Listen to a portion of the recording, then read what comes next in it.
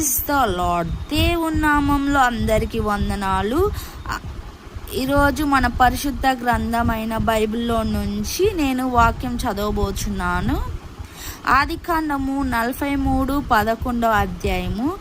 నేను ఇది చదవబోయే ముందు కన్నా మీకు ఒక విషయం చెప్తాను. దేవుడు మనతో మాట్లాడుతున్నాడు అంటే అర్థము ఆదియందు వాక్యమును, వాక్యమే దేవుడి యొద్ద, వాక్యమే దేవుడు అయి ఉన్నాడు అని మనకు సెలవిస్తున్నాడు బైబిల్ రూపంలో. దేవుడు మనతో వాక్యం ద్వారా మాట్లాడుతున్నాడు. ప్రతి అవసరతను తీర్చే దేవుడు మనతో ఉన్నాడు. ప్రతి అక్కర్ను తీర్చే దేవుడు మనతో ఉన్నాడు. ఏ భయము, ఏ శోధన, వేదన వద్దు. మనకి కానుకలు ఇవ్వడానికి, ప్రతి ఆహార వస్తువులను తీర్చడానికి, అనారోగ్యం, బాధలు, శోధనలు, వేదనలు, బాధలు, కష్టాలు తీసేయడానికి మనతో ఉన్నాడు.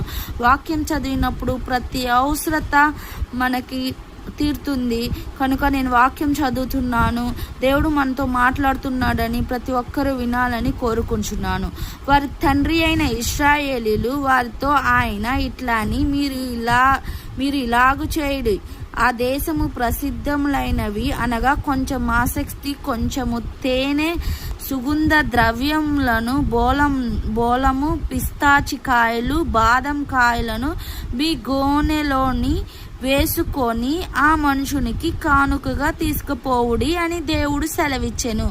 దేవుడు వాక్యం ద్వారా మనతో మాట్లాడుతున్నాడు. ప్రతి ఒక్కరి అవసరాలను తీరుస్తాడు. మనకు కూడా దేవుడు బహుమతి ఇస్తాడు. నమ్మిన ప్రతి ఒక్కరికి ఆమెన్. దేవుడు ఈ వాక్యాన్ని దీవించునుగాక. మన అవసరతలను అక్కర తీర్చునుగాక.